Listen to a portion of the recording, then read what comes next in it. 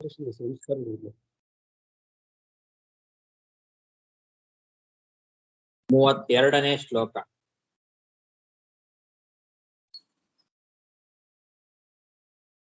ಧ್ಯಾನಾಯನಂ ರಹಸಿ ತದ್ಬಹಳಾಧರೋಷ್ಠ ಭಾಸಾರುಣಾಯಿತ ತನುದ್ವಿಜ ಕುಂದ ಪಂಕ್ತಿ ಧ್ಯಾಯೇತ್ ಸ್ವಹೃತ್ ಕುಹರಕೆ ಅವಸಿತಸ್ಯ ವಿಷ್ಣೋಃ ಭಕ್ತ್ಯಾರ್ದ್ರಯಾರ್ಪಿತಮನಾನ ಪೃಥಗ್ ದಿದೃಕ್ಷೇತ್.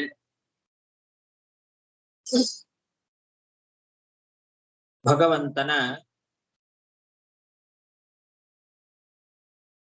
ಮಂದಹಾಸವನ್ನ ಹಿಂದಿನ ಶ್ಲೋಕದಲ್ಲಿ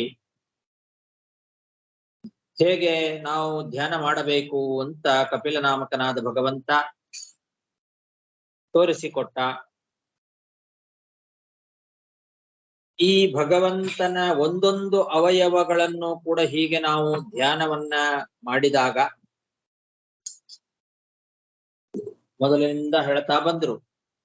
ಭಗವಂತನ ಪಾದದ ಧ್ಯಾನ ಹೇಗೆ ಮಾಡಬೇಕು, ಹಾಗೆ ಒಂದೊಂದೇ ಅವಯವಗಳನ್ನ ಧ್ಯಾನ ಮಾಡ್ತಾ ಮಾಡ್ತಾ ಮಾಡ್ತಾ ಆಮೇಲೆ ಸರ್ವಾಂಗಯುಕ್ತವಾದ ಶರೀರವನ್ನ ಧ್ಯಾನ ಮಾಡಲಿಕ್ಕೆ ಪ್ರಯತ್ನ ಮಾಡಬೇಕು ಅಂತ ಹೇಳ್ತಾ ಇದ್ದಾರೆ. ಇದುವರೆಗೆ ಒಂದೊಂದೇ ಅವಯವಗಳ ಧ್ಯಾನವನ್ನು ಹೇಗೆ ಮಾಡಬೇಕು ಅಂತ ತೋರಿಸಿದ್ರಲ್ಲ. ಇದು ಧಾರಣ ಅಂತ ಕರೆಸ್ಕೊಳ್ತದೆ. ಹೀಗೆ ಧಾರಣ ಮಾಡ್ತಾ ಮಾಡ್ತಾ ಆಮೇಲೆ ನಿಧಾನವಾಗಿ ಸರ್ವಾಂಗಯುಕ್ತವಾದ ಭಗವಂತನ ಆ ಶರೀರವನ್ನ ಧ್ಯಾನ ಮಾಡಲಿಕ್ಕೆ ಪ್ರಯತ್ನ ಮಾಡಬೇಕು. ಅದು ಹೇಗೆ ಅಂದ್ರೆ, ಅವನು ನಗುವಾಗ ಆ ಚಂದುಟಿಗಳ ಕೆಂಪು ಬಣ್ಣದ ಅಪಾರವಾದ ಕಾಂತಿ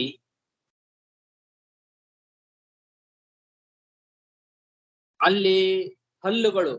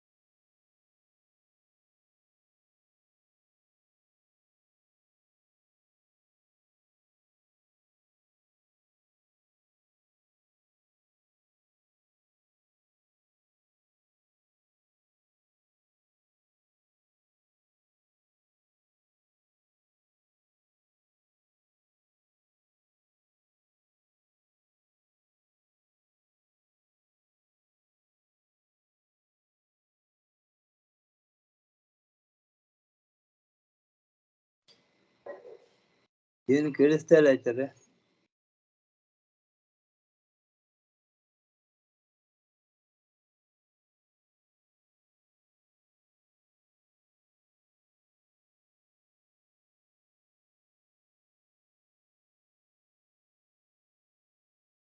ಏನು ಕೇಳಿಸ್ತಾ ಇಲ್ಲ ಆಚಾರ್ಯ. ಕೇಳಿಸ್ತಾ ಇಲ್ಲ. ಇವಾಗ ಬಂತಾ?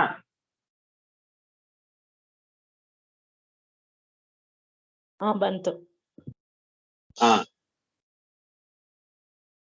ಭಗವಂತನ ಆ ಮುಖ, ಬಾಯಿಯಲ್ಲಿ ಆ ಮೊಗ್ಗಿನಂತೆ, ಕುಂದ ಪುಷ್ಪದ ಮೊಗ್ಗಿನಂತೆ ಇರತಕ್ಕಂತಹ ಬಿಳಿಯಾದ ಹಲ್ಲುಗಳ ಸಾಲುಗಳ ಮೇಲೆ ಆ ಕೆಂದುಟಿಯ ಕೆಂಪಣ್ಣದ ಅಪಾರವಾದ ಕಾಂತಿ ಬಿದ್ದು ಆ ಹಲ್ಲುಗಳ ಸಾಲನ್ನು ಕೂಡ ಕೆಂಪಾಗಿಸಿದೆ ಅಂತೆ. ಆ ರೀತಿ ಇದೆ. ಬಹಳಾಧರೋಷ್ಠ ಭಾಸಾ ಅರುಣಾಯಿತ ತನು ದ್ವಿಜ ಕುಂದ ಪಂಕ್ತಿ ಅಂತಾರೆ. ಅರುಣಾಯಿತವಾದದ್ದು ತನು ದ್ವಿಜ ಕುಂದ ಪಂಕ್ತಿ ಅಂದ್ರೆ ಕುಂದ ಪುಷ್ಪದ ಮೊಗ್ಗಿನಂತೆ ಬಿಳಿಯಾದ ಹಲ್ಲುಗಳ ಸಾಲು ಕೆಂಪಾಗಿದೆ. ಯಾವುದರಿಂದ?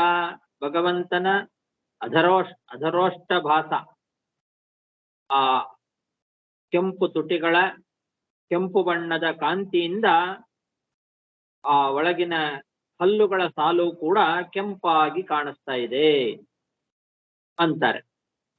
ಆ ಹಲ್ಲುಗಳು ಕುಂದ ಪುಷ್ಪದ ಮೊಗ್ಗಿನಂತೆ ಬಿಳಿಯಾದ ಹಲ್ಲುಗಳ ಸಾಲು.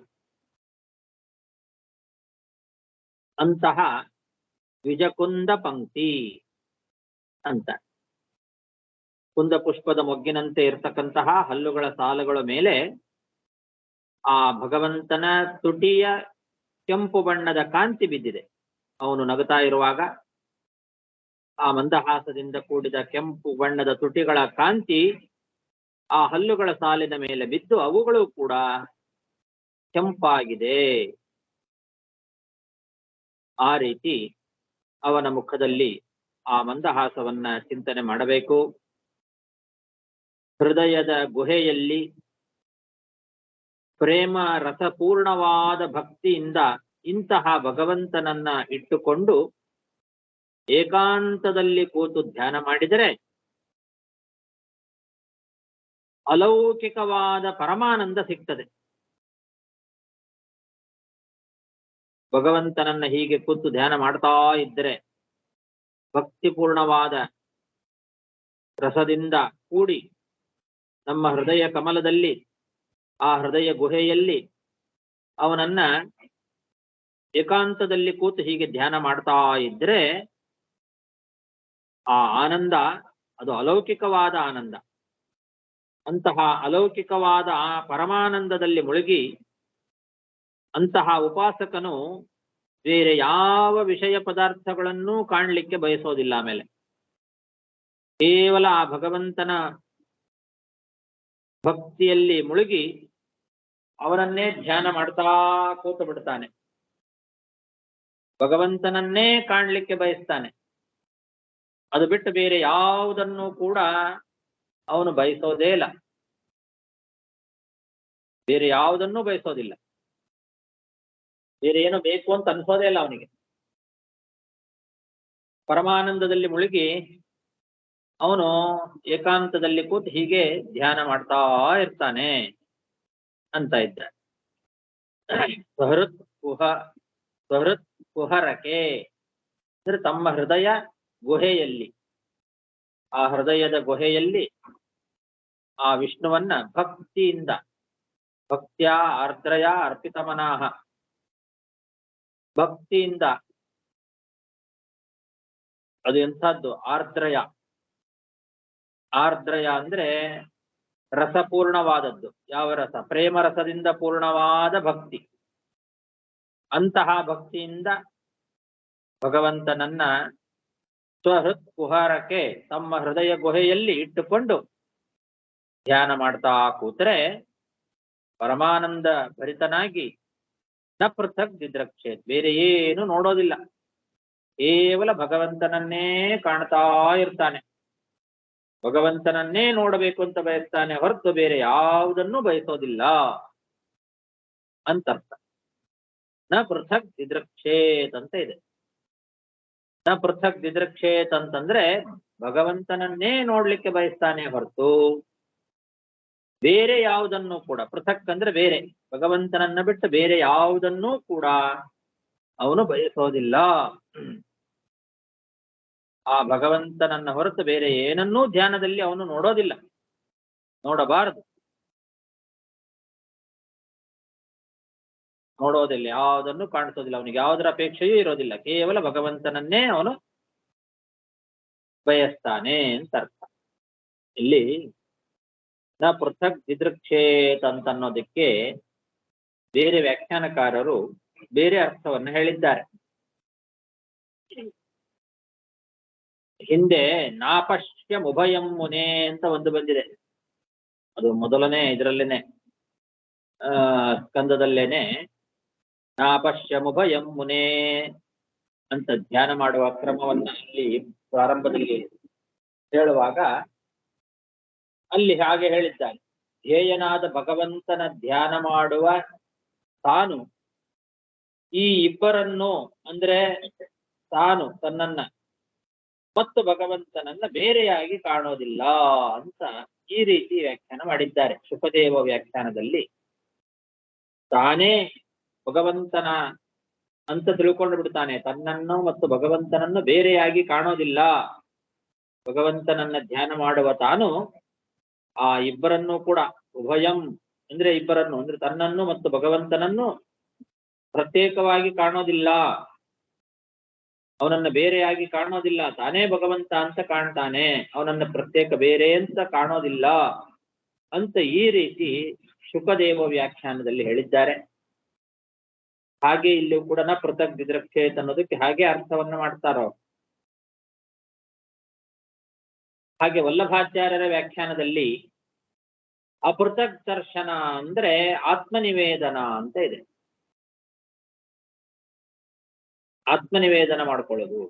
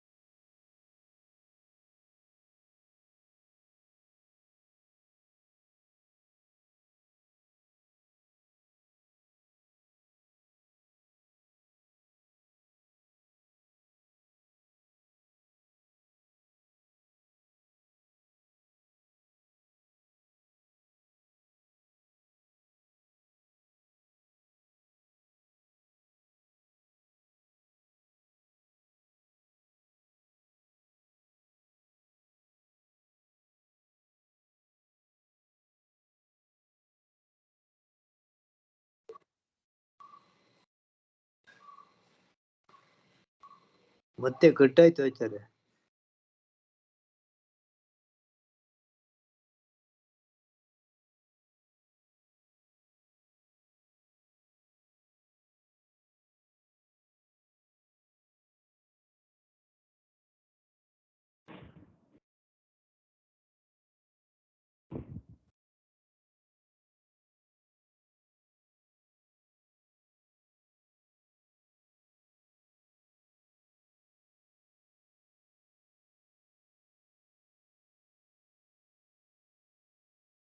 ಹರೇ ನಮಃ.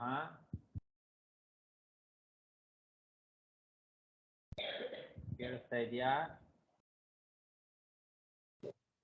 ಹಾ, ಇವಾಗ ಕೇಳಿಸ್ತಾ ಇದೆ. ಹಾ, ಹೀಗೆ ನ ಪೃಥಕ್ ದಿದ್ರಕ್ಷೇತ್ ಅನ್ನೋದಕ್ಕೆ ಅದ್ವೈತ ಪರವಾಗಿ ಅರ್ಥವನ್ನ ಮಾಡಿದ್ದಾರೆ. ಆದರೆ ಧ್ಯಾನ ಅಂತನ್ನೋದು ಅದ್ವೈತವನ್ನ ಹೇಳಲಿಕ್ಕೆ ಸಾಧ್ಯವೇ ಇಲ್ಲ. ಯಾಕೆಂದ್ರೆ ಧ್ಯಾನ ಮಾಡುವಾಗ ಒಂದು ಆಕಾರದಿಂದ ಕೂಡಿದ ಭಗವಂತನನ್ನ ನಾವು ಚಿಂತನೆ ಮಾಡ್ತೇವೆ. ಸಾಕಾರನಾದ ಭಗವಂತನನ್ನ ಭಕ್ತನಾಗಿರ್ತಕ್ಕಂಥವನು ಧ್ಯಾನ ಮಾಡುವಾಗ ಅದರಲ್ಲಿ ಅದ್ವೈತಕ್ಕೆ ಹೇಗೆ ಅವಕಾಶ ಬರ್ತದೆ? ಅದ್ವೈತದಲ್ಲಿ ಭಗವಂತನಿಗೆ ಆಕಾರವೇ ಇಲ್ವಲ್ಲ. ಧ್ಯಾನ ಮಾಡಬೇಕಾಗಿದ್ರೆ ಯಾವುದಾದ್ರೂ ಒಂದು ಆಕಾರ ಬೇಕು. ಏನೂ ಆಕಾರವಿಲ್ಲದ ನಿರಾಕಾರನಾದ ಯಾವ ಗುಣವೂ ಇಲ್ಲದ ನಿರ್ಗುಣನಾದ ಆ ಭಗವಂತನನ್ನ ಉಪಾಸನೆ ಮಾಡೋದು ಹೇಗೆ? ಧ್ಯಾನ ಮಾಡೋದು ಹೇಗೆ? ಹಾಗಾಗಿ ಭಕ್ತ ಧ್ಯಾನ ಮಾಡೋದು ಅಂದ್ರೆ ಅದು ದ್ವೈತೋಪಾಸನೆ.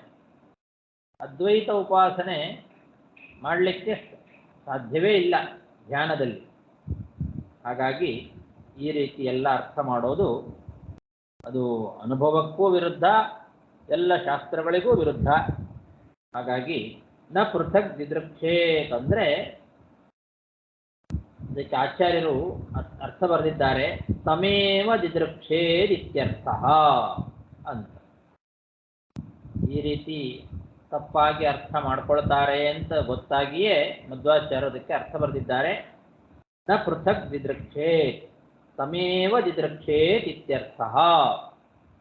ನ ಪೃಥಕ್ ದಿದೃಕ್ಷೇತ್ ಅಂದ್ರೆ ಅವನನ್ನೇ ನೋಡಬೇಕು, ಆ ಭಗವಂತನನ್ನೇ ನೋಡ್ಲಿಕ್ಕೆ ಬಯಸ್ತಾನೆ ಹೊರತು ಬೇರೆ ಯಾವುದನ್ನೂ ಅಲ್ಲ. ನ ಪೃಥಕ್ ದಿದೃಕ್ಷೇತ್, ಭಗವಂತನನ್ನ ಬಿಟ್ಟು ಬೇರೆ ಯಾವುದನ್ನೂ ಅವನು ಬಯಸೋದಿಲ್ಲ, ಕೇವಲ ಭಗವಂತನನ್ನೇ ಧ್ಯಾನ ಮಾಡ್ತಾನೆ ಅಂತ ಈ ರೀತಿ ಅದಕ್ಕೆ ಅರ್ಥ ಅಂತ ಬರಿತಾ ಇದ್ದಾರೆ. ಧ್ಯಾನಾಯನಂ ರಹಸಿ ತದ್ ಬಹಳಾಧರೋಷ್ಟಭಾಸಾರುಣಾಯಿತ ತನುದ್ವಿಜ ಕುಂದ ಪಂಕ್ತಿ ಧ್ಯಾಯೇತ್ ಸ್ವರುತ್ಕುಹರಕೇವಸಿ ತಸ್ಯ ವಿಷ್ಣೋರ್ಭಕ್ತ್ಯಾರ್ದ್ರಯಾರ್ಪಿತಮನಾ ನ ಪೃಥಕ್ ದಿದೃಕ್ಷೇತ್. ಮುಂದೆ 33ನೇ ಶ್ಲೋಕ. ಏವಂ ಹರೌ ಭಗವತಿ ಪ್ರತಿಲಬ್ಧ ಭಾವೋ ಭಕ್ತ್ಯಾದ್ರವಧೃದಯ ಉತ್ಕುಳಕ ಪ್ರಮೋದಃ ಔತ್ಕಂಠ್ಯ ಬಾಷ್ಪಕಳಯಾ ಮುಹುರರ್ದ್ಯಮಾನಸ್ತಚ್ಚಾಪಿ ಚಿತ್ತಬಳಿಶಂ ಶನಕೈರ್ವಿಯುಂಕ್ತೆ.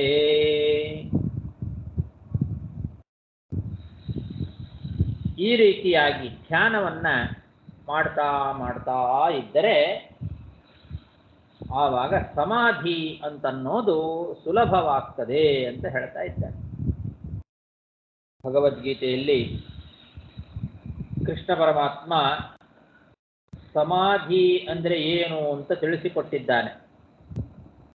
ಸಮಾಧ್ಯವಸ್ಥೆಯಲ್ಲಿ ಏನೂ ಕಾಣಿಸೋದಿಲ್ಲ ಅವನಿಗೆ, ಕೇವಲ ತನ್ನ ಹೃದಯ ಕಮಲದಲ್ಲಿ ಭಗವಂತನನ್ನ ಧ್ಯಾನ ಮಾಡ್ತಾ ಹೊರಗಿನ ಪ್ರಪಂಚವನ್ನ ಮರ್ತೇ ಬಿಡ್ತಾನೆ. ಇದು ಸಮಾಧಿ. ಈ ಸಮಾಧಿ ಅಂತನ್ನೋದು ಒಂದೇ ಸಲಿಗೆ ಆಗಲಿಕ್ಕೆ ಸಾಧ್ಯ ಇಲ್ಲ, ಬಹಳ ಕಷ್ಟ ಅದು. ಅದಕ್ಕೋಸ್ಕರ ಈ ಭಾಗವತ ತಿಳಿಸಿದಂತೆ ಪ್ರಾರಂಭದಲ್ಲಿ ಭಗವಂತನ ಒಂದೊಂದೇ ಗುಣಗಳನ್ನ ಧ್ಯಾನ ಮಾಡ್ತಾ, ಒಂದೊಂದೇ ಅವಯವಗಳನ್ನ ಧ್ಯಾನ ಮಾಡ್ತಾ ಮಾಡ್ತಾ ಮಾಡ್ತಾ ಆಮೇಲೆ ಪೂರ್ಣವಾಗಿ ಭಗವಂತನ ಶರೀರವನ್ನ ಏಕಕಾಲದಲ್ಲಿ ಧ್ಯಾನ ಮಾಡಲಿಕ್ಕೆ ಪ್ರಯತ್ನವನ್ನ ಮಾಡಬೇಕು. ಅದು ಸಿದ್ಧಿಯಾದಾಗ ಆ ಧ್ಯಾನದಲ್ಲಿ ಭಗವಂತನನ್ನ ಬಿಟ್ಟು ಬೇರೆ ಯಾವುದನ್ನೂ ಕೂಡ ಅವನು ಕಾಣೋದಿಲ್ಲ. ಅದರಲ್ಲೇ ಪರಮಾನಂದ ತುಂದಿಲನಾಗಿ ಬೇರೆ ಯಾವ ವಸ್ತುಗಳನ್ನೂ ನೋಡಲಿಕ್ಕೆ ಅವನು ಬಯಸೋದಿಲ್ಲ, ಕೇವಲ ಭಗವಂತನನ್ನೇ ಧ್ಯಾನ ಮಾಡ್ತಾ ಮಾಡ್ತಾ ಮಾಡ್ತಾ ಆವಾಗ ಸಮಾಧಿ ಅಂತನ್ನೋದು ಅವನಿಗೆ ಸುಲಭವಾಗ್ತದೆ ಅಂತ ಹೇಳ್ತಾ ಇದ್ದಾನೆ. ಧ್ಯಾನದಿಂದ ಭಗವಂತನಲ್ಲಿ ಚಿತ್ತೈಕಾಗ್ರತೆಯನ್ನು ಸಾಧಿಸ್ಕೊಳ್ಬೇಕು. ಆ ಚಿತ್ತ ಏಕಾಗ್ರವಾಗಿ ಭಗವಂತನಲ್ಲೇ ನೆಲೆಗೊಳ್ಳಬೇಕು. ಅಂತಹ ನೆಲೆಗೊಂಡ ಸಾಧಕನೇನಿದ್ದಾನೆ ಅವನು ಭಕ್ತಿ ರಸದಿಂದ ತೊಯ್ದಿರ್ತಕ್ಕಂತಹ ಚಿತ್ತ, ಮೈಯಲ್ಲಿ ರೋಮಾಂಚನ ಮತ್ತು ಆನಂದ, ಕಣ್ಣುಗಳಲ್ಲಿ ಉತ್ಕಂಠತೆ, ಕಣ್ಣಿನಲ್ಲಿ ಆನಂದ ಬಾಷ್ಪ, ಇದೆಲ್ಲ ಅವನಲ್ಲಿ ಬರ್ತದೆ ಅಂತ ಹೇಳ್ತಾ ಇದ್ದಾರೆ. ಏವಂ ಹರೌ ಭಗವತಿ ಪ್ರತಿಲಬ್ಧ ಭಾವೋ ಭಕ್ತ್ಯಾ ದ್ರವದ್ ಹೃದಯ ಉತ್ಕುಳಕ ಪ್ರಮೋದಃ ಔತ್ಕಂಠ್ಯ ಬಾಷ್ಪಕಳಯ ಮುಹುಹು ಅರ್ದ್ಯಮಾನಃ ತಚ್ಚಾಪಿ ಚಿತ್ತ ಬಳಿಶಂ ತನಕೈರ್ವಿಯುಂಕ್ತೆ. ಅವನಿಗೇನೇನು ಆಗ್ತದೆ ಸಮಾಧಿಯಲ್ಲಿ ಧ್ಯಾನ ರಸದಿಂದ, ಅವನು ಭಕ್ತಿ ರಸದಿಂದ ತೊಯ್ದ ಚಿತ್ತ ಅಂತನ್ನೋದು ಭಕ್ತಿ ರಸದಿಂದ ತೊಯ್ದು ಬಿಟ್ಟಿರ್ತದೆ. ಅರ್ದ್ಯಮಾನ ಮುಹುಹು ಅರ್ದ್ಯಮಾನ, ಆಮೇಲೆ ಕಣ್ಣಿನಲ್ಲಿ ಉತ್ಕಂಠತೆಯಿಂದ ಆನಂದ ಬಾಷ್ಪ ಸುರಿತಾ ಇರ್ತದೆ. ಔತ್ಕಂಠ್ಯ ಬಾಷ್ಪಕಳಯ ಅಂತ. ಔತ್ಕಂಠ್ಯದಿಂದ ಬಾಷ್ಪಕಳ, ಬಾಷ್ಪಗಳು ಅಂದ್ರೆ ಕಣ್ಣೀರು, ಆನಂದದ ಕಣ್ಣೀರು. ಭಗವಂತನನ್ನ ಕಂಡು ಅದರಲ್ಲೇ ಆನಂದದಿಂದ, ಅದರ ಉತ್ಕಂಠತೆಯಿಂದ ಅವನಿಗೆ ಕಣ್ಣಿನಲ್ಲಿ ನೀರು ಬರ್ತದೆ, ರೋಮಾಂಚನ ಆಗ್ತದೆ, ಆನಂದ, ಮೈಯಲ್ಲಿ ರೋಮಾಂಚನವಾಗ್ತದೆ. ಈ ರೀತಿ ಅವನು ಒಂದು ಅವಸ್ಥೆಯನ್ನು ತಲುಪ್ತಾನೆ. ಯಾಕೆ ಅಂದರೆ ಅವನು ತನ್ನ ಮನಸ್ಸನ್ನ ತನ್ನ ವಶದಲ್ಲಿ ಇಟ್ಟುಕೊಂಡಿರ್ತಾನೆ. ಆ ರೀತಿ ತನ್ನ ವಶಕ್ಕೆ ಮನಸ್ಸನ್ನು ತಂದುಕೊಂಡು ಅಭ್ಯಾಸ ಬಲದಿಂದ ಆಮೇಲೆ ಅಪ್ರಯತ್ನವಾಗಿಯೇ ಭಗವಂತನಲ್ಲಿ ನಿಲ್ಲಿಸಿಬಿಟ್ಟಿರ್ತಾನೆ. ಮೊದಲು ಪ್ರಯತ್ನಪೂರ್ವಕವಾಗಿ ಮನಸ್ಸನ್ನು ಭಗವಂತನಲ್ಲಿ ನಿಲ್ಲಿಸಲಿಕ್ಕೆ ಅಭ್ಯಾಸ ಮಾಡಬೇಕು. ಅದು ಆಗ್ತಾ ಆಗ್ತಾ ಅಭ್ಯಾಸ ಬಲದಿಂದ ಏನಾಗ್ತದೆ, ಅಪ್ರಯತ್ನವಾಗಿಯೇ, ನಾವು ಪ್ರಯತ್ನ ಮಾಡದೇ ಇದ್ರೂ ಕೂಡ ತಾನಾಗಿಯೇ ಭಗವಂತನಲ್ಲಿ ಆ ಮನಸ್ಸು ನಿಂತು ಬಿಡುತ್ತದೆ.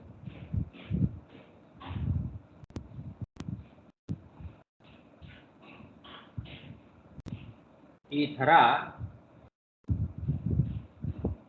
ಭಗವಂತನನ್ನ ನಾವು ವಶಪಡಿಸ್ಕೊಳ್ಬೇಕು ಅಂತಾರೆ. ಭಗವಂತನನ್ನ ವಶಪಡಿಸ್ಕೊಳ್ಳೋದು ಅಂತಂದ್ರೆ ಅದಕ್ಕೆ ಒಂದು ದೃಷ್ಟಾಂತ. ಮೀನನ್ನ ನಾವು ಹಿಡಿಲಿಕ್ಕೆ ಏನು ಮಾಡಬೇಕು? ನೀರಿನಲ್ಲಿ ಮೀನು ಆ ಕಡೆಯಿಂದ ಈ ಕಡೆ, ಈ ಕಡೆಯಿಂದ ಆ ಕಡೆ ಓಡಾಡ್ತಾ ಇರ್ತದೆ. ಅದನ್ನ ಕೈ ಹಾಕಿ ಹಿಡಿಯೋದು ಕಷ್ಟ. ನೀರಿನಲ್ಲಿರುವ ಮೀನನ್ನು ಕೈಯಿಂದ ಹಿಡಿತೇನೆ ಅಂತಂದ್ರೆ ಸಾಧ್ಯ ಇಲ್ಲ. ಹಾಗೆ ನಮ್ಮ ಮನಸ್ಸಿನಿಂದ ಭಗವಂತನನ್ನ ವಶಪಡಿಸ್ಕೊಳ್ಬೇಕು ಅಂತಂದ್ರೆ ಅದಕ್ಕೆ ಒಂದು ಗಾಳ ಬೇಕು. ಮೀನನ್ನು ಹಿಡಿಲಿಕ್ಕೆ ಒಂದು ಗಾಳ. ಗಾಳದಿಂದ ನಾವು ಮೀನನ್ನ ಸುಲಭವಾಗಿ ಹಿಡಿಬಹುದು. ಹಾಗೆ ಮನಸ್ಸು ಅಂತನ್ನೋದು ಭಗವಂತನನ್ನ ವಶಪಡಿಸ್ಕೊಳ್ಳಿಕ್ಕೆ ಉತ್ತಮವಾದ ಒಂದು ಸಾಧನ ಅಂತ ಹೇಳ್ತಾ ಇದ್ದಾರೆ.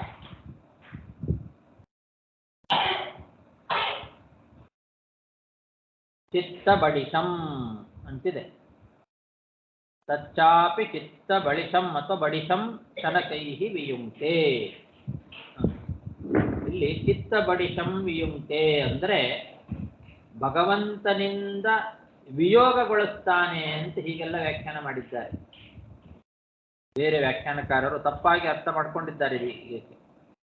ಅಲ್ಲಿ ತಚ್ಚಾಪಿ ಚಿತ್ತ ಬಡಿಶಂ ಶನಕೈಹಿ ವಿಯುಂಕ್ತೆ ಅಂತಿದೆ. ವಿಯುಂಕ್ತೆ, ಚಿತ್ತ ಬಡಿಶಂ ವಿಯುಂಕ್ತೆ ಅಂದ್ರೆ ಮನಸ್ಸನ್ನ ಭಗವಂತನಿಂದ ವಿಯೋಗ ಮಾಡ್ತಾನೆ ಅಂತ ಹೇಳಿದ್ದಾರೆ. ಹಿಂದೆ ಸಬೀಜ ಯೋಗ, ನಿರ್ಬೀಜ ಯೋಗ ಅಂತ ಬಂದಿದೆ. ಸಬೀಜ ಯೋಗ ಅಂತಂದ್ರೆ ಇಷ್ಟರವರೆಗೆ ಹೇಳಿದ ಪರಮಾತ್ಮನ ಧ್ಯಾನ. ಇದಾದ ನಂತರದಲ್ಲಿ ನಿರ್ಬೀಜ ಯೋಗ. ಸಬೀಜ ಯೋಗ ಬಹಳ ಸುಲಭ, ಅಪ್ರಯತ್ನವಾಗಿ ಮಾಡಲಿಕ್ಕೆ ಸಾಧ್ಯ. ಇದನ್ನ ಅಭ್ಯಾಸ ಮಾಡಿ ಭಗವಂತನಲ್ಲಿ ಮನಸ್ಸಿನ ಏಕಾಗ್ರತೆಯನ್ನು ಸಂಪಾದನೆ ಮಾಡಿದ ಮೇಲೆ ನಿರ್ಬೀಜ ಯೋಗ ಅಂದ್ರೆ ಸಮಾಧಿ ಅವಸ್ಥೆ. ಯಥೋ ಯಥೋ ನಿಶ್ಚರತಿ ಮನಃ ಅಂತ ಭಗವದ್ಗೀತೆಯಲ್ಲಿ ಹೇಳಿದಂತೆ ನಿರ್ಬೀಜ ಯೋಗಕ್ಕೋಸ್ಕರ ಮನಸ್ಸನ್ನ ಭಗವಂತನಿಂದ ಈಚೆ ತರಬೇಕು ಅಂತ ಅರ್ಥ ಮಾಡಿದ್ದಾರೆ. ಭಗವಂತನಿಂದ ಈಚೆ ತರಬೇಕಂತೆ ಮನಸ್ಸನ್ನ. ತಸ್ಯಾಪಿ ನಿರೋಧೇ ಸರ್ವನಿರೋಧಾತ್ ನಿರ್ಬೀಜ ಸಮಾಧಿ ಅಂತ ಇದು ಪಾತಂಜಲ ಯೋಗ ಸೂತ್ರದಲ್ಲಿ ಹೇಳಿದ್ದಾರೆ. ಪಾತಂಜಲ ಯೋಗ ಸೂತ್ರದಲ್ಲಿ ಸಸ್ಯಾಪಿ ನಿರೋಧೇ ಸರ್ವನಿರೋಧಾನ್ ನಿರ್ಬೀಜ ಸಮಾಧಿ ಅಂತ. ಸಬೀಜ ಸಮಾಧಿಯನ್ನು ನಿರೋಧ ಮಾಡಿದಾಗ ಎಲ್ಲಾ ಚಿತ್ತವೃತ್ತಿಗಳು ಕೂಡ ತಮ್ಮ ಕಾರಣದಲ್ಲಿ ಲಯವನ್ನು ಹೊಂದಿ ಸಂಸ್ಕಾರ ಮಾತ್ರ ರೂಪದಿಂದ ವೃತ್ತಿ ಅಂತನ್ನೋದು ಉದಿಸ್ತದೆ. ಆತ್ಮಸ್ವರೂಪ ಮಾತ್ರ ಕಾಣ್ತದೆ. ಇದೇ ನಿರ್ಬೀಜ ಸಮಾಧಿ ಅಂತ ಹೀಗೆ ಬೇರೆ ವ್ಯಾಖ್ಯಾನಕಾರರು ಹೇಳಿದ್ದಾರೆ. ವಂಶೀಧರ ವ್ಯಾಖ್ಯಾನ ಈ ರೀತಿಯಾಗಿ ನಮಗೆ ತಿಳಿಸಿಕೊಡ್ತದೆ.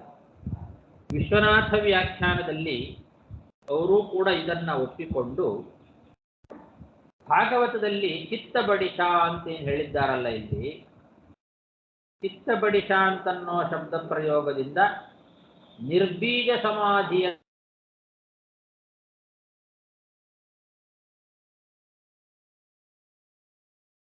ಅದು ನಿಂದನೆ ಮಾಡ್ತದೆ ಅಂತ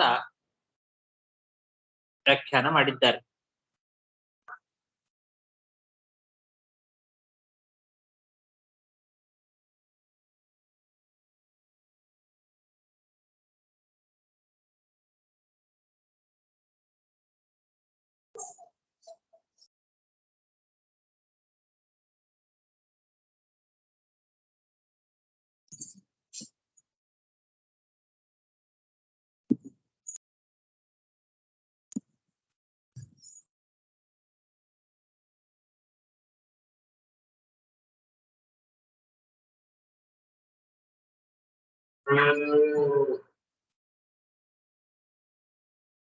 ಹರೇ ನಮಃ.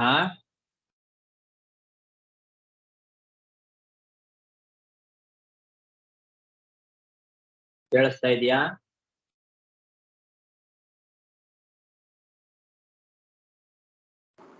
ಕೇಳಿಸ್ತಾ ಇದೆ ಆಚಾರ್ಯರೇ. ವಿಶ್ವನಾಥ ವ್ಯಾಖ್ಯಾನದಲ್ಲಿ ಅವರು ದೃಷ್ಟಾಂತ ಕೊಟ್ಟು ಅವರು ಅದನ್ನ ವರ್ಣನೆ ಮಾಡಿದ್ದಾರೆ. ಏನು ಅಂದ್ರೆ, ಈಗ ಪವಿತ್ರವಾದ ಗಂಗಾ ಪ್ರವಾಹದಲ್ಲಿ ಮುಳುಗಿ ಸ್ನಾನ ಮಾಡಿ ಅದರಿಂದ ಸುಖವನ್ನ ಪಡೆಯೋದು ಬಿಟ್ಟು, ಅರಸಿಕನಾಗಿರ್ತಕ್ಕಂಥವನೊಬ್ಬ ಕಠಿಣವಾದ ಕಬ್ಬಿಣದ ಒಂದು ಗಾಳವನ್ನ ಮಾಡಿ ಆ ಗಾಳದಿಂದ ಮೀನನ್ನ ಹಿಡಿದು ಅದರಿಂದಲೇ ತೃಪ್ತನಾಗ್ತಾನೆ. ಒಬ್ಬ ಬೆಸ್ತ ಮೀನು ಹಿಡಿತಕ್ಕಂಥವನು, ಅವನಿಗೆ ಗಂಗೆಯ ಮಹತ್ವ ಗೊತ್ತಿಲ್ಲ. ಗಂಗೆಯಲ್ಲಿ ಸ್ನಾನ ಮಾಡಿ ಅದರ ಆ ಸ್ನಾನದ ಸುಖವನ್ನ ಪವಿತ್ರವಾದ ಜಲದಿಂದ ಪಡೆಯೋದು ಬಿಟ್ಟು ಕಠಿಣವಾದ ಗಾಳವನ್ನ ಹಾಕಿ ಮೀನನ್ನ ಹಿಡಿದು ಅದರಿಂದಲೇ ತೃಪ್ತನಾಗ್ತಾನೆ. ಹೇಗೋ ಹಾಗೆ ನಿರ್ಬೀಜ ಸಮಾಧಿ ಯೋಗಿ, ನಿರ್ಬೀಜ ಸಮಾಧಿಯಲ್ಲಿ ಧ್ಯಾನ ಮಾಡ್ತಕ್ಕಂತಹ ಯೋಗಿ, ಅವನು ಭಗವಂತನ ಆನಂದವನ್ನ ಬಿಟ್ಟು ನಿರ್ವಿಶೇಷ ಬ್ರಹ್ಮ ಧ್ಯಾನಕ್ಕೆ ತೊಡಗ್ತಾನೆ. ಗಾಳಕ್ಕೆ ಮೀನು ಹೇಗೆ ಸಿಲುಕ್ತದೋ ಹಾಗೆ ಭಗವಂತ ಮೊದಲಿಗೆ ಸಬೀಜ ಸಮಾಧಿಯಲ್ಲಿ ನಮ್ಮ ಚಿತ್ತಕ್ಕೆ ವಶನಾದರೂ ಅವನಿಗೆ ನಿರ್ವಿಶೇಷ ಬ್ರಹ್ಮ ಸ್ವರೂಪ ಮೋಕ್ಷದಲ್ಲಿ ಕೇವಲ ಆನಂದವನ್ನ ತಂದುಕೊಡ್ತದೆ. ಸಗುಣ ಮೋಕ್ಷ, ನಿರ್ಗುಣ ಮೋಕ್ಷ ಅಂತ ಎರಡು ಹೇಳ್ತಾರೆ ಅವರು. ಆದ್ರಿಂದ ಸಗುಣ ಮೋಕ್ಷದಲ್ಲಿ ಸಿಗುವ ಭಕ್ತಿರಸದ ಆನಂದ ಅನ್ನೋದು ಆ ನಿರ್ಗುಣ ಮೋಕ್ಷದಲ್ಲಿ ಇರೋದಿಲ್ಲ. ಆದ್ರಿಂದ ವಿಯುಂಕ್ತೆ ಅಂತ ಇಲ್ಲಿ ತನಕೈಹಿ ಚಿತ್ತ ಬಡಿಸಂ ವಿಯುಂಕ್ತೆ ಅಂತಿದೆ ಭಾಗವತ. ವಿಯುಂಕ್ತೆ ಅನ್ನೋದಕ್ಕೆ ಮಂದದೀಹಿ ಅನ್ನೋದನ್ನ ಅಧ್ಯಾಹಾರ ಮಾಡ್ಕೊಳ್ಬೇಕು ಅಂತಾರೆ. ಮಂದದೀಹಿ, ಮಂದಬುದ್ಧಿ ಉಳ್ಳವನು, ಯಾರು ಬುದ್ಧಿ ಇಲ್ಲವೋ ಅಂಥವನು ಮನಸ್ಸನ್ನ ಭಗವಂತನಿಂದ ಈಚೆ ತರ್ತಾನೆ ಹೊರತು ಬುದ್ಧಿವಂತ ಹಾಗೆ ಮಾಡೋದಿಲ್ಲ, ತರಬಾರದು ಅಂತ ಈ ರೀತಿ ವಿಶ್ವನಾಥ ವ್ಯಾಖ್ಯಾನದಲ್ಲಿ ಹೇಳಿದ್ದಾರೆ.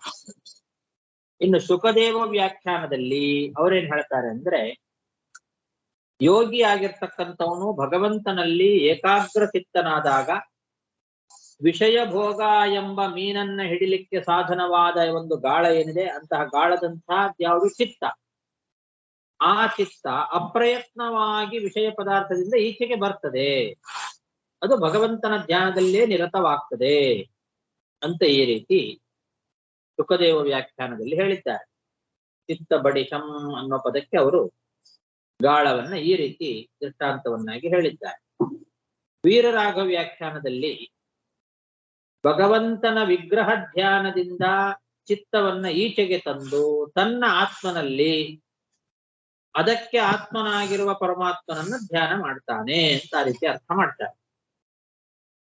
ತನ್ನ ಆತ್ಮನಲ್ಲಿ ಆ ಮನಸ್ಸನ್ನ ಚಿತ್ತವನ್ನ ತಂದು ತನ್ನ ಆತ್ಮಕ್ಕೂ ಆತ್ಮನಾಗಿರ್ತಕ್ಕಂತಹ ಪರಮಾತ್ಮನನ್ನು ಧ್ಯಾನ ಮಾಡ್ತಾನೆ, ವಿಗ್ರಹ ಧ್ಯಾನದಿಂದ ಈಚೆಗೆ ತಂದು ಅಂತ ಅವರ ಆ ತರ ವ್ಯಾಖ್ಯಾನ ಮಾಡಿದ್ದಾರೆ.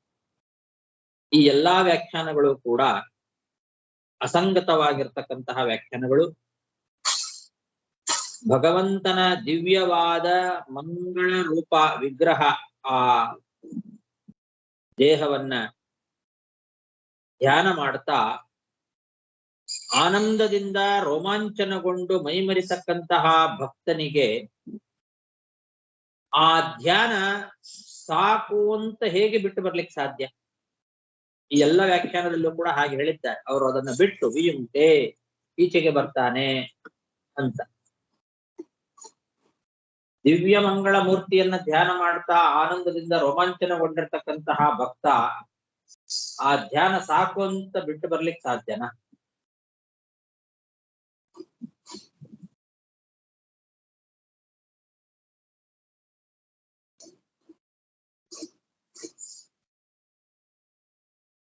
ಧ್ಯಾನಾನಂದದಲ್ಲಿಯೂ ಕೂಡ ವೈರಾಗ್ಯ ಬರ್ತದೆ ಅಂತ ವಲ್ಲಭಾಚಾರ್ಯ ಹೇಳಿದ್ದಾರೆ.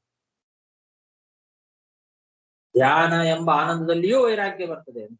ಹಾಗೆ ವೈರಾಗ್ಯ ಬಂದ್ರೆ ಅಂತ ಯೋಗಿ ಯಾರ ಸಿಕ್ಕಾವ, ಅವನು ಮಂದಬುದ್ಧಿ ಅಂತ ವಿಶ್ವನಾಥ ವ್ಯಾಖ್ಯಾನದಲ್ಲಿ ಅವರು ಹೇಳಿದ್ದಾರೆ. ಸುಖದೇವ ವ್ಯಾಖ್ಯಾನದಲ್ಲಿ ಅವರು ಹೇಳುವಾಗ ವಿಷಯ ಪದಾರ್ಥಗಳಿಂದ ಮನಸ್ಸು ಈಚೆಗೆ ಅಪ್ರಯತ್ನವಾಗಿ ಬರ್ತದೆ ಅಂತ. ಇದು ಕೂಡ ಅಸಂಭಾವಿತ. ಯಾಕೆಂದ್ರೆ ವಿಷಯ ಪದಾರ್ಥಗಳಿಂದ ಮನಸ್ಸು ಈಚೆ ಬರಬೇಕು ಅಂತ ಆದ್ರೆ ಇಲ್ಲಿ ಹೇಳಿದ ಧ್ಯಾನದ ನಂತರದಲ್ಲಿ ಸಮಾಧಿಯನ್ನ ಬಹಳ ಕಾಲ ಅನುಷ್ಠಾನ ಮಾಡಿ ಭಗವಂತನ ಅಪರೋಕ್ಷವನ್ನ ಪಡಿಬೇಕಾಗ್ತದೆ. ಅದು ಪ್ರಯತ್ನ ಪೂರ್ವಕವಾಗಿ ಆಗ್ತಕ್ಕಂಥದ್ದು. ಆದ್ರಿಂದ ಪ್ರಯತ್ನ ಪೂರ್ವಕವಾಗಿ ಧ್ಯಾನ ಮಾಡುವಾಗ ಆ ಹಂತದಲ್ಲಿ ವಿಷಯಾಕರ್ಷಣೆ ಅಂತ ಅನ್ನೋದು ಇದ್ದೇ ಇರ್ತದೆ. ಆದ್ರಿಂದ ಈ ಭಾಗವತದ ಶ್ಲೋಕಕ್ಕೆ ತಚ್ಚಾಪಿ ಚಿತ್ತ ಬಡಿಶಂ ಶನಕೈಹಿ ವಿಯುಂಕ್ತೆ ಅಂತನ್ನೋ ಈ ಪದಕ್ಕೆ ನಿಜವಾದ ಅರ್ಥ ಏನು ಅಂದ್ರೆ, ವಿಶೇಷವಾಗಿ ಅಪ್ರಯತ್ನವಾಗಿ ಮನಸ್ಸು ಭಗವಂತನಲ್ಲಿ ನೆಲೆಗೊಳ್ಳುತ್ತಾನೆ, ಧ್ಯಾನಾನಂತರದ ಸಮಾಧಿಯ ಅವಸ್ಥೆಗೆ ಬರ್ತಾನೆ ಅಂತ ಈ ರೀತಿ ಅರ್ಥ ಇದೆ. ಇದನ್ನ ಮಧ್ವಾಚಾರ್ಯರು ಒಂದೇ ಒಂದು ವಾಕ್ಯದಿಂದ ತಿಳಿಸಿಕೊಡ್ತಾ ಇದ್ದಾರೆ. ಚಿತ್ತ ಬಡಿಶ ವಿಯೋಗೋ ಧ್ಯಾನಾನಂತರ ಸಮಾಧಿ ಅಂತ ಪದವನ್ನು ಬರಿತಾ ಇದ್ದಾರೆ. ಚಿತ್ತ ಎಂಬ ಗಾಳದ ಅಲ್ಲಿ ಬಡಿಶ ಅಂತ ಪದ ಇದೆ. ವಿಯೋಗ ಅಂದ್ರೆ ವಿಶೇಷವಾಗಿ ಯೋಗ ಅಂತ. ವಿಯೋಗ ಅಂದ್ರೆ ಹಾಗರ್ಥ. ವಿಯೋಗ ಅಂದ್ರೆ ಅದನ್ನು ಬಿಡಿಸೋದು, ಈಚೆ ತರೋದು ಅಂತ ಹಿಂಗೆಲ್ಲ ಅರ್ಥ ಮಾಡ್ಕೊಂಡ್ಬಿಟ್ಟಿದ್ದಾರೆ ಎಲ್ರು. ವಿಯೋಗ ಅಂದ್ರೆ ವಿಯೋಗ ಅಂತ ಹಾಗೆ ಬಿಡಿಸ್ಕೊಳ್ಬೇಕು. ವಿ ಅಂದ್ರೆ ವಿಶೇಷವಾಗಿ ಅಂದ್ರೆ ಅಪ್ರಯತ್ನವಾಗಿ ಮನಸ್ಸನ್ನ ಭಗವಂತನಲ್ಲಿ ನಿಲ್ಲಿಸುವ ಧ್ಯಾನಾನಂತರದ ಸಮಾಧ್ಯವಸ್ಥೆ ಯೋಗ. ವಿಯೋಗ ವಿಶೇಷವಾದ ಯೋಗ ಅಂದ್ರೆ ಅಪ್ರಯತ್ನವಾಗಿಯೇ ಮನಸ್ಸನ್ನ ಭಗವಂತನಲ್ಲಿ ನಿಲ್ಲಿಸುವ ಧ್ಯಾನದ ಅನಂತರದ ಸಮಾಧಿ ಅವಸ್ಥೆ ಅಂತರ್ಥ. ಅದು ಚಿತ್ತ ಎಂಬ ಗಾಳದಿಂದ ಆಗ್ತದೆ. ಮನಸ್ಸನ್ನ ನಾವು ಆ ರೀತಿ ಪ್ರಯತ್ನ ಪೂರ್ವಕವಾಗಿ ಭಗವಂತನಲ್ಲಿ ನಿಲ್ಲಿಸಿದಾಗ ಭಗವಂತ ನಮ್ಮ ವಶ ಆಗ್ತಾನೆ. ಗಾಳಕ್ಕೆ ಮೀನು ವಶವಾಗುವಂತೆ ಅನ್ನೋ ಅಭಿಪ್ರಾಯದಿಂದ ಅಲ್ಲಿ ಬಡಿಶ ಅನ್ನೋ ಪದವನ್ನು ಹಾಕಿದ್ದಾರೆ. ಚಿತ್ತವನ್ನ ಬಡಿಶ ಅಂತ ಕರೆದಿದ್ದಾರೆ. ಮೀನನ್ನ ಹಿಡಿಯುವ ಗಾಳದಂತೆ ಮನಸ್ಸನ್ನ ಭಗವಂತನನ್ನ ವಶಪಡಿಸಿಕೊಳ್ಳಿಕ್ಕೆ ಮನಸ್ಸು ಒಂದೇ ಸಾಧನ. ಆ ಮನಸ್ಸೆಂಬ ಸಾಧನದಿಂದ ಮೀನು ಹಿಡಿಯುವ ಗಾಳದಿಂದ ಹೇಗೆ ಮೀನನ್ನ ಹಿಡಿತಾರೋ ಹಾಗೆ ಭಗವಂತನನ್ನ ವಶಪಡಿಸ್ಕೊಳ್ಬೇಕು. ಅದು ವಿಶೇಷವಾಗಿ ಯೋಗ. ವಿಯೋಗ ಅಂದ್ರೆ ಅಪ್ರಯತ್ನವಾಗಿ ಮನಸ್ಸನ್ನ ಭಗವಂತನನ್ನು ನಿಲ್ಲಿಸುವ ಧ್ಯಾನದ ಅನಂತರದ ಒಂದು ಅವಸ್ಥೆ. ಧ್ಯಾನಾನಂತರ ಸಮಾಧಿ, ಧ್ಯಾನದ ಅನಂತರದ ಅವಸ್ಥೆ ಸಮಾಧಿ ಅವಸ್ಥೆ ಅಂತ ಹೀಗೆ ಆ ಶ್ಲೋಕದ ಅಭಿಪ್ರಾಯ. ಏವಂ ಹರೌ ಭಗವತಿ ಪ್ರತಿಲಬ್ಧ ಭಾವೋ ಭಕ್ತ್ಯಾದ್ರವಧೃದಯ ಉತ್ಪಳಕ ಪ್ರಮೋದ ಔತ್ಕಂಠ್ಯ ಬಾಷ್ಪಕಳಯಾ ಮುಹುರರ್ಧ್ಯಮಾನಃ ತಚ್ಚಾಪಿ ಚಿತ್ತ ಬಳಿಶಂ ಶನಕೈರ್ವಿಯುಂಕ್ತೆ. ಶ್ರೀಕೃಷ್ಣಾರ್ಪಣಮಸ್ತು. ನಾಳೆ ಪಾಠ ಇರೋದಿಲ್ಲ, ಮತ್ತೆ ನಾಡಿದ್ದು ನೆಕ್ಸ್ಟ್ ಪಾಠ. ಹರೇ ನಮಃ.